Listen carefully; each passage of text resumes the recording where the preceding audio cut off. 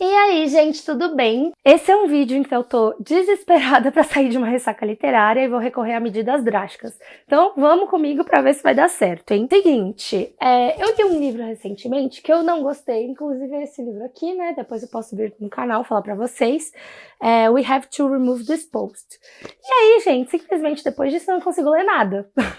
Não é porque o livro é bom. Geralmente ressaca literária não é porque a gente lê um livro muito bom e depois nada atinge essas expectativas. No meu caso não, é que esse livro detonou as minhas expectativas. Eu tinha expectativas muito altas pra ele, eu não gostei e agora simplesmente nada que eu leio me agrada. Eu já comecei milhares de livros, não consigo terminar nada. Então eu resolvi fazer uma maratona 24 horas e vou ler 24 horas direto, me forçar a ler pra ver se eu saio dessa, pra ver se eu engreno em alguma coisa e volto a ler, que não tá dando, sério, eu não consigo terminar mais nenhum livro. Então, assim, não vou fazer TBR, eu vou indo, conforme eu vou acabando os livros que eu for tendo vontade de ler, eu vou pegando, porque se eu me forçar ainda com uma TBR, aí acho que não vai dar certo mesmo. Mas eu trouxe alguns livros que eu estou lendo, porque eu tô começando vários, não tô terminando absolutamente nada, pra ver se pelo menos alguns deles eu tento terminar. O primeiro é Tomie Volume 2, esse daqui eu já tô bem avançado, na verdade, é uma HQ, eu já tô na página 281, só mostrar o traço pra vocês rapidinho, tá?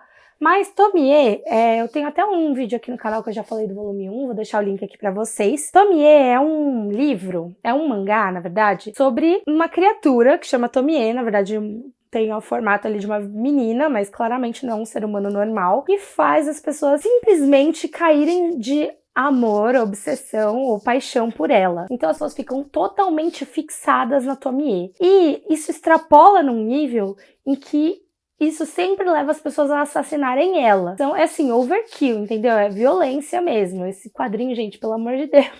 18 ou mais, tá bom? Então, basicamente, são várias... Cada capítulo é uma história, então a Tomie num contexto, não necessariamente eles se correlacionam ou juntam, são histórias separadas, tá? Sobre a Tomie em diferentes situações ali criminais, enfim, envolvendo ela. E, gente, são as coisas mais doidas possíveis. Eu tô gostando muito mais do volume 2 do que do volume 1. Acho que eu demorei a me acostumar nesse...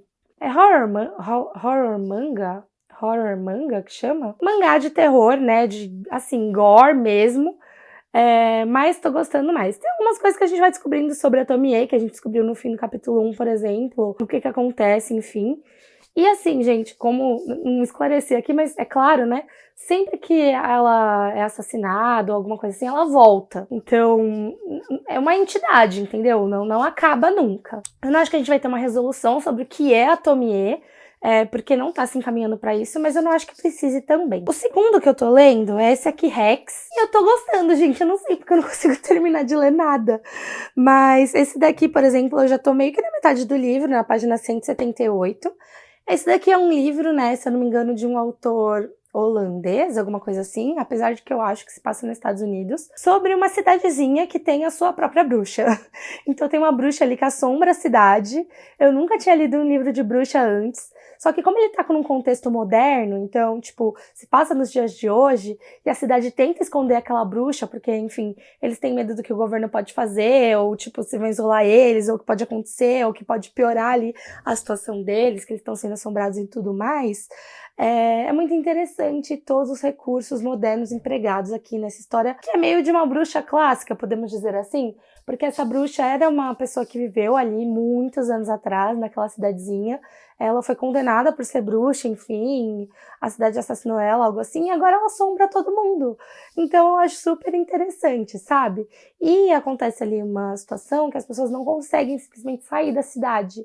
Então elas ficam amaldiçoadas mesmo, sabe? Eu tô achando super interessante, mas eu não consigo dar continuidade. E um outro livro que eu acho que eu não vou ler aqui, mas só pra compartilhar com vocês, né? Vai que eu dou na tela e leio. É Anne de Avonlea. Esse daqui é o segundo livro da história de Anne de Green Gables, né? Que virou até seriado Netflix, mas o Netflix chama Anne with an E. E é muito gostoso, gente. Não sei se vocês já leram Anne, mas é assim, é um abraço, sabe? É um abracinho gostoso ler. Então é muito aconchegante, sabe? No primeiro volume de Anne, basicamente assim, Anne ela é uma órfã e dois irmãos adultos, né? É uma irmã e um irmão. que não tem filhos, não são casados nem nada, adotam ela, pra ela ajudar ali na fazenda e tudo mais. Primeiro eles queriam adotar um menino, não deu certo, chegou lá a Anne, eles ficam com ela mesmo. E aí, gente, é esse relacionamento crescendo, a Anne se aprofundando na comunidade, fazendo amigos, as aventuras dela. Às vezes ela irrita um pouco, porque ela é uma pessoa com muita imaginação, mas aí você vai se afeiçoando a ela. E é basicamente o crescimento dela, né? O primeiro livro, acho que começa, não lembro se ela tem 11 ou 13 anos, e acaba quando ela tem uns 15, 16. E esse daqui é a continuação, ela tem 16 anos. Só que esse livro aqui, ele é um livro de época, eu posso dizer, ele é do começo, tipo, de 1900, vai. Então, mesmo ela já tendo 16 anos, ela já tá formada, ela já vai ter uma profissão. Então a gente tá acompanhando a Anne nesse outro estágio da vida dela. Tá muito gostosinho mesmo assim, é a mesma sensação do primeiro, de um abraço e tudo mais. Mas também não tá engrenando, gente. Na verdade, isso daqui eu li pouquíssimo, eu tô na página 41 ainda. Mas vamos ver no que dá.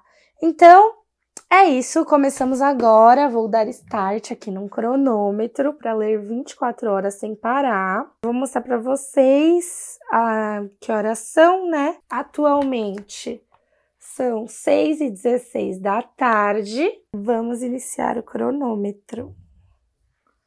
Cronômetro iniciado. Vamos ver no que dá. Vamos ver se sai dessa ressaca.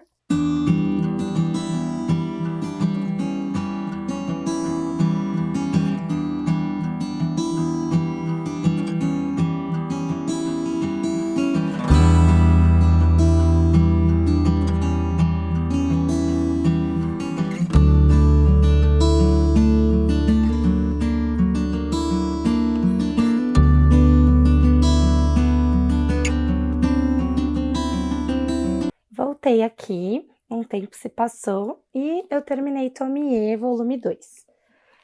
Só porque eu tinha falado que as histórias não eram relacionadas, os últimos 3 capítulos do volume 2 são a mesma história, né? É uma continuidade. Mas acho que é bem aquilo mesmo, fica claro ali a origem da Tomie, enfim. Mas ao longo do volume 1 e do volume 2 a gente vai descobrindo mais coisas sobre essa entidade. No geral, eu gostei bastante, acho que eu vou dar 4 estrelas, lembrando que é um quadrinho, um mangá de terror gore, 18+, tá? Mas eu gostei bastante, eu gostei mais do que o volume 1, que eu também dei 4 estrelas, mas não gostei o suficiente para dar 5. É isso, acho que é uma leitura legal se você gosta de mangá, se você gosta de terror, se você gosta de umas coisas assim meio diferentes e tudo mais, acho que talvez você vai aproveitar. É um mangá muito conhecido, né, mesmo no Scooby, acho que mesmo pra HQ tem bastante leitores, né, que já fizeram a leitura, tem uma nota alta, não lembro se é 4.4, 4.5, por aí. Mas foi legal, me diverti. E aí, nesse tempo também, eu comecei a leitura de Poe em Casa, que é um quadrinho que uma vez eu comprei numa promoção na Amazon, sem saber muito sobre, mas eu adoro esse tipo de quadrinho que é uma história comum de alguém, tipo, às vezes é a história do próprio autor, às vezes o autor tá fazendo a história de um outro cartunista imaginário, um autor imaginário. Tem vários quadrinhos que são nesse estilo, posso recomendar alguns outros depois pra vocês, mas tem Oleg, tem todos do Guy Delisle, que eu não sei se pronuncia exatamente assim o nome dele, mas que tem um que chama Rosalie Lightning, é um pouco da própria história do autor, ou o autor imagina ali um autor de quadrinhos e conta a história dele, mesmo que fictícia, né? Então, Poe em Casa, por enquanto, é isso, assim, eu não li tanto ainda pra falar pra vocês, mas é o dia a dia desse, enfim, do Poe, né? Ele tá ali na casa dos seus 50 e poucos anos, ele vive sozinho, é divorciado, a filha dele quer se mudar, enfim. Então, eu não sei exatamente qual vai ser a moral da história nem nada disso, mas eu penso que é um pouco sobre essa nova fase da vida, sabe? Tipo, não sei explicar exatamente, mas acho que é sobre esse amadurecimento da vida. Ele, querendo ou não, ele mora sozinho, enfim, só com o cachorro dele. Então eu vou tentar entender se é sobre solidão ou sobre família. Não sei ainda qual exatamente é a pegada. Mas estamos nessa leitura agora desta HQ também. E aqui está o nosso cronômetro rodando. Depois volto para contar mais pra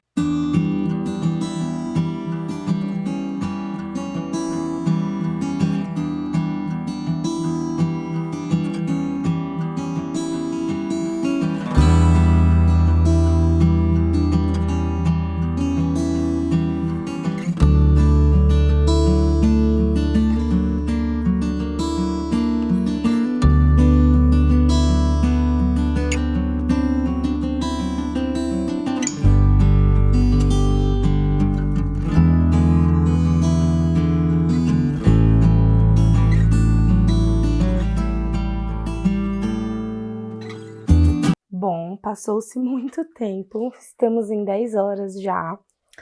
Nessas 10 horas, eu li 100% do tempo? Não, porque eu parei para jantar, parei para ver um reality show, mas li o máximo possível, tá? Acho que até li bastante. Eu achei que meu ritmo de leitura era mais rápido, não é, mas tudo bem. Eu terminei, né, nessas 10 horas, Poe em Casa. Então, Poe em Casa é isso mesmo, né? É uma história desse autor, Michael Rabagliati, que ele conta a história do Poe, né, que é um personagem fictício, mas é um quadrinista. E o Poe tem, como eu comentei, 51 anos, mais ou menos, e ele tá num outro momento de vida. Então, ele mora sozinho, é divorciado, a filha dele tá crescendo, quer alçar os próprios voos, a mãe dele já é mais idosa, já tem a vida dela. Então, eu acho que é um pouco sobre, sei lá, apesar de ser só falando sobre a vida do Poe, me fez bastante reflexiva sobre a evolução da vida, sabe? O que a gente vai levar para a próxima etapa da nossa vida, enfim, ele ainda tem 50 anos, mas tipo, o que ele vai levar para a última etapa da vida dele, as relações que ele construiu, enfim, tudo que foi feito durante o caminho, sabe? O que ele atingiu como pessoa. Então eu fiquei reflexiva sobre isso, sabe? É um quadrinho que eu gostei no geral, eu acho que eu daria 3 ou 4 estrelas. Vamos ver aqui rapidinho quanto que tá no Scooby. Bom, no Scooby Pô em Casa tá com 4,3 estrelas. Assim, eu concordo, eu daria 3, 4 estrelas. É bem, assim, parece grande, mas não é tão grande, tá? Opa, tem um marcadorzinho que veio. Esse daqui é o traço, são poucos quadrinhos por página, apesar do formato ser esse grande, então é uma leitura rápida. Eu gostei, mas como eu falei, é um tipo de leitura que eu gosto, é um tipo de quadrinho que eu gosto. Não sei se é todo mundo que gosta, mas acho que vale a pena tentar. E nessas 10 horas de maratona, eu também terminei Rex. Vou falar um pouquinho melhor da sinopse para vocês, porque acho que quando eu falei no começo do vídeo ficou meio confuso. Então, Rex é um livro sobre Black Spring, que é um povoado de 2.000, 3.000 pessoas mais ou menos. E lá nos primórdios, 1600, 1700, teve uma mulher que eles condenaram por bruxaria, né? Então, assassinaram ela, enfim, rolou uma situação ruim com essa bruxa, teoricamente. E ela voltou para assombrar a cidade, né? Em determinado momento, eles fizeram algumas coisas com ela que deram meio que uma imobilizada nela. Então, tipo, ela tem os braços amarrados, tem os olhos costurados, a boca costurada, enfim, para ela não conseguir lançar os feitiços dela na cidade, tá? Basicamente, esse povoado se adaptou a viver com a bruxa. O nome da bruxa é Catherine e eles chamam ela de vovó, porque a Catherine, ela fica andando pela cidade e aparecendo nos lugares. Então, tipo, você tá na sua casa na cidade, de repente ela aparece no meio da sua sala, entendeu? Ou aparece no meio da rua e fica lá. Então, tipo, eles se adaptaram a viver com ela. Eles escondem meio que esse segredo do mundo exterior, tem ali uma patente, não sei se é exatamente do exército que sabe mais ou menos o que acontece, mas eles podem lidar com a situação internamente na cidade, eles têm essa autonomia, porque eles vivem sobre uma lei de emergência, enfim, um decreto de emergência, que permite que eles tenham autonomia sobre esse assunto. Rex é o nome da organização ali no caso, Rex também é feitiço, se eu não me engano em inglês, mas é o acrônimo do nome da organização que, tipo, coordena ali a bruxa, né? Então, na cidade toda tem câmeras, todo mundo na cidade tem um determinado celular que tem um aplicativo para você ir falando onde ela tá. Quando aparece um forasteiro, então, tipo, alguém que não é da cidade, eles encobrem a bruxa, tipo, colocam uma coisa na frente dela para ninguém ver, se fantasia todo mundo de bruxa para parecer que é um evento. Enfim, então tem essas coisas, sabe? Eles têm um festival para bruxa. Então, é engraçado porque mescla um pouco dessa coisa, vou falar clássica, mas é o primeiro livro que eu leio de bruxa, mas mescla um pouco dessa cultura clássica de bruxa, tipo, eles têm alguns rituais ali por conta disso, mas se adaptando ao mundo moderno. Então, eles utilizaram ali de aplicativos, modernidades, enfim, para poder controlar toda a situação. E a cidade tem mesmo um feitiço, então, tipo, quem mora lá não consegue sair de lá, senão determinadas coisas começam a acontecer, enfim, e eles são sempre compelidos a voltar para lá. Então, tipo, eles não conseguem muito fugir, sabe? Daquela situação. Eles, tipo, se adaptam para viver com aquilo. E aí, a gente começa a acompanhar essa família, né? Que é a família do Steve, do Matt, do Tyler e da Jocelyn. Eles vivem lá na cidade, né? Os pais, que são a Jocelyn e o Steve, eles se mudaram para lá, tipo, eles também têm toda uma questão ali de tentar impedir que as pessoas se mudem para lá, porque a partir do momento que elas se mudam para lá, já era, elas ficam amaldiçoadas. Só que não conseguiram impedir eles se mudaram para lá, o Tyler era um neném ainda, e o Matt nasceu lá. Então, mostra um pouco o dia a dia dessa família e tal. Até que o Tyler, que é o filho mais velho, ele começa, tipo, querer mostrar isso pro mundo, sabe? Então, ele começa a fazer algumas gravações, se junta com alguns amigos deles, eles querem provar algumas coisas em relação a isso. Então, o livro, apesar de focar bastante nessa família, tem bastante personagens, mostra o que está acontecendo com a cidade inteira, como a cidade inteira lida com aquela situação. Então, tem gente que é muito cético, tem gente que é louco, que, tipo, por exemplo, tem uma pessoa que quer expor tudo para o mundo todo, tem uma outra pessoa que acha que não, que tem que entender o que, que a bruxa tá querendo, enfim. Então é como todo mundo lida com essa situação que é meio maluca, né? E basicamente é isso. E eu fiquei impressionada porque o livro ele vai evoluindo e ele é separado em duas partes. A primeira parte é gigantesca, a segunda parte é só o final do livro. Mas principalmente na segunda parte, ele traz muitas reflexões sobre a natureza em si do ser humano, sabe? Então, tipo, acho que ele começa bastante nessa pegada sobrenatural, que perdura o livro todo, mas o livro também traz algumas outras reflexões, sabe? Eu não sei se esse livro se enquadra em terror. A primeira cena que aparece a bruxa dá medo e tal, mas depois, tipo, como você vai vendo como os personagens lidam com aquilo e como eles estão acostumados, acho que, tipo, vai dando menos medo, sabe? Mas eu gostei bastante da experiência, foi bem melhor do que eu esperava o livro, eu já tinha altas expectativas. Esse é um livro que eu fiquei muito tempo querendo adquirir, porque essa edição eu acho linda, né? É uma edição da Dark Side, né? Sempre é bonito, só que não existe mais, tipo, não vende mais essa edição física, tipo, novo, sabe? É difícil de encontrar. Então o meu, inclusive, é uma cópia usada que eu comprei na Shopee, mas todo mundo que quiser ler, gente, tem o e-book na Amazon. Então até deixo o link aqui embaixo para vocês adquirirem também se vocês quiserem. Mas eu gostei bastante mesmo do livro. Não sei se eu dou 4 ou 5 estrelas até. Só para dar um comparativo para vocês, vou falar a nota que ele tá no Scooby. No Scooby a nota dele é 4, tá? Especificamente. Mas acho que ficaria, para mim, entre 4 e 5. Ainda vou pensar sobre. Eu falo assim a nota na hora, mas depois eu quero refletir um pouco sobre o livro, sabe? Em tudo que ele me provoca, que ele me faz pensar, para de fato dar a nota definitiva. Bom, agora estamos aqui, então, nas nossas 10 horas e 20 de maratona. Já são 4:30 da manhã, eu tô sem sono, mas eu não queria ler algo tão pesado nem de terror. Não sei se eu tenho algum romance. O problema é que a maioria dos livros que eu tenho que eu não li ainda, ou são quadrinhos, ou são, tipo, investigação, mistério. Eu não queria, eu queria uma coisinha mais leve. Bom, vou dar uma olhada no que eu tenho aqui, que dá pra eu ler ainda, vou dar uma olhada no Kindle. Qualquer coisa eu sempre tenho o N ali pra recorrer, né? N de Avonlea. Mas vamos ver, depois eu volto para dar mais updates para vocês. Tomei um banho e vim aqui escolher um livro que eu ainda não li. Geralmente eu guardo aqui na parte de baixo da estante. Tem alguns outros perdidos pela casa, mas aqui estão os principais. E aí, pensando que eu quero um livro mais para relaxar, que não seja tanto de suspense e que não tenha, seja muito dramático, eu queria uma coisa mais levinha, eu vou puramente pelo meu julgamento. Eu acho que uma opção é esse daqui. Adulta sim, madura nem sempre. Nem sei se é conto, se é uma história. Eu acho que não deve ser leve, mas eu gostei da pegada do Rex, que é, tipo, sobre uma cidade, sabe? Tipo, tem os personagens principais, tem a família principal, mas é sobre uma cidade. E se eu não me engano, o Julgamento de Miracle Creek tem essa pegada também. Então, acho que talvez seja uma leitura legal para fazer agora, porque eu fiquei com essa vontadezinha, sabe? E tem também A Casa no Mar Cerúleo, que eu acho que talvez seja um pouco mais leve. Gente, tudo isso que eu tô falando, primeiras impressões, posso estar totalmente enganada, né? Mas eu acho que vai ser um desses três. Vamos ver aí o que que rola, né? Qual que eu vou seguir aqui.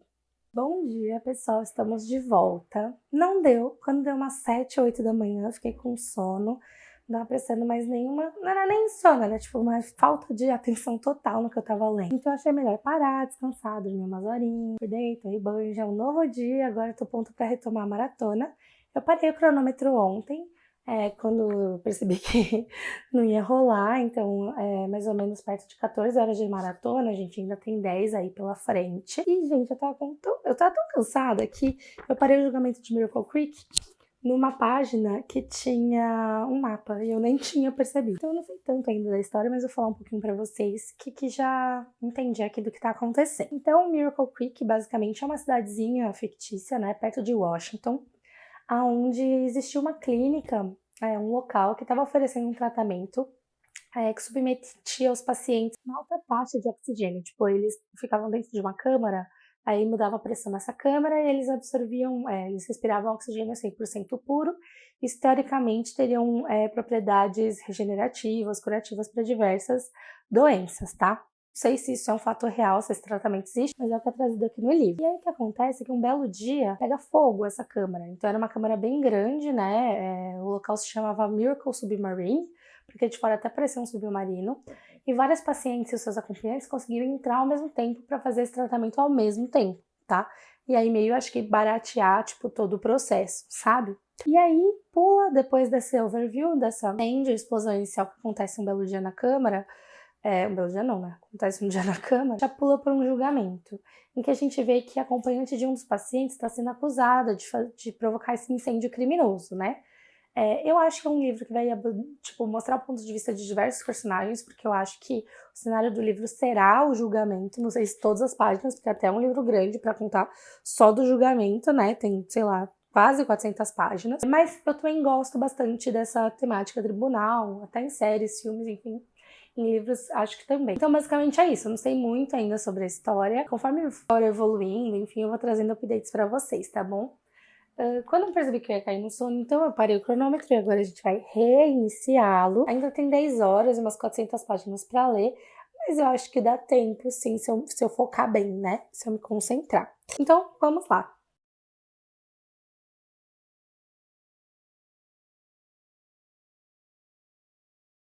Bom, pessoal, é isso. Terminou e eu terminei o julgamento de Miracle Creek. Estou descansada. Vim contar aqui pra vocês. Não lembro exatamente o que eu tinha falado da sinopse, né? Mas eu tinha comentado com vocês que tinha rolado um incêndio ali, desse lugar que eles faziam esse tratamento específico, né? Que tinham vários pacientes. Teve um incêndio e estava tendo um julgamento a respeito. E eu estava certa também. O livro ele vai acompanhando os dias do julgamento, mas muita coisa vai acontecendo em paralelo. Então a gente tem um pouco, tipo, dos próprios depoimentos, enfim, no tribunal, mas a gente tem o que acontece nos recessos, a gente tem o que os outros personagens envolvidos estão fazendo e pensando durante os dias do julgamento e o desdobramento ali dos fatos. Esse livro é incrível porque, assim, quem está sendo julgada a mãe de uma pessoa que estava fazendo tratamento e que faleceu, tá? E enfim, teve uma pessoa que faleceu, né? E tiveram outras pessoas que estavam por ali que também se acidentaram durante o incêndio, né? Se acidentaram não, sofreram ferimentos durante o incêndio.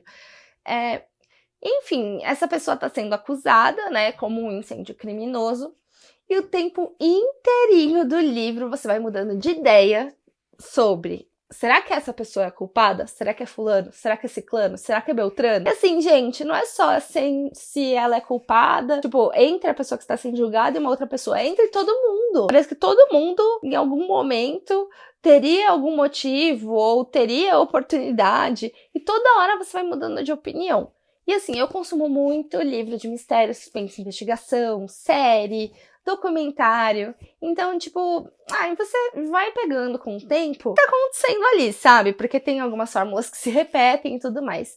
Nesse daqui, não. Não dá pra você adivinhar o que aconteceu e por quê até ser escancarado na sua cara no final. E não é uma coisa assim, além da imaginação, porque a autora não foi te dando as pistas ao longo do caminho. Ela vai dando, mas é que todo mundo tem motivo ou oportunidade, entendeu? Então, assim, fica muito difícil fechar o quem e por quê, sabe? Então é muito incrível, assim, experiência muito diferente esse livro.